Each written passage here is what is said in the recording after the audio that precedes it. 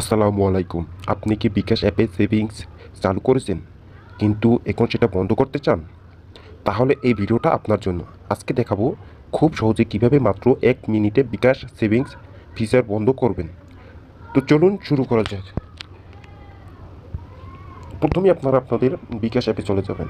So আমি আমার বিকাশ অ্যাপে চলে যাব। তো বিকাশ অ্যাপে চলে যাওয়ার পর তারপর আপনারা এখানে সেভিংস লেখা থাকবে। সেভিংসে ক্লিক করবেন।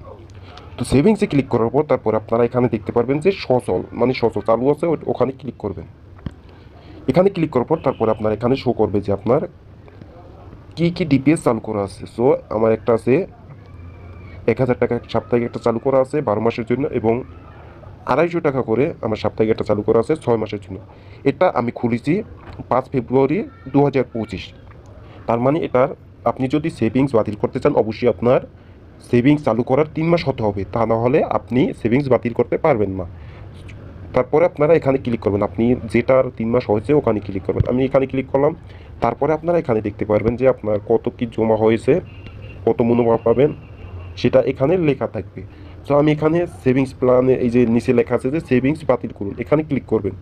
সেখানে ক্লিক করার পর তারপরে আপনার অবশ্যই আমি আবার বলে রাখি যে আপনার ৩ মাস হতে হবে। ৩ মাস না হলে আপনি এটি বাতিল করতে পারবেন না। তো আপনি যদি ৩ মাসের আগে যদি বাতিল করতে চান, মানে ৩ মাস হওয়ার পরে যদি বাতিল করতে চান, আপনি যদি ৬ মাস কিংবা ১২ মাসের ডেট দিয়ে রাখেন, কিন্তু এর আগেই যদি আপনি এটি বাতিল করতে চান তাহলে আপনি কোনো মুনাফা পাবেন না। কিন্তু আপনার উইথড্র মানে আপনি টাকা ক্যাশ আউট করতে আপনার কোনো খরচ হবে না। সো আমি নিশ্চিত করছি, এখানে ক্লিক করব।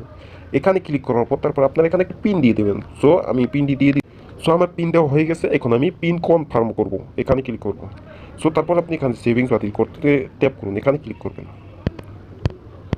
সেখানে আপনি চিপে ধরবেন তাহলে আপনার সেভিংসটি বাতিল হয়ে যায়। দেখুন আপনার এখানে আপনার সেভিংস বাতিল রিকোয়েস্টটি প্রসেসিং করার জন্য সাবমিট করা হয়েছে।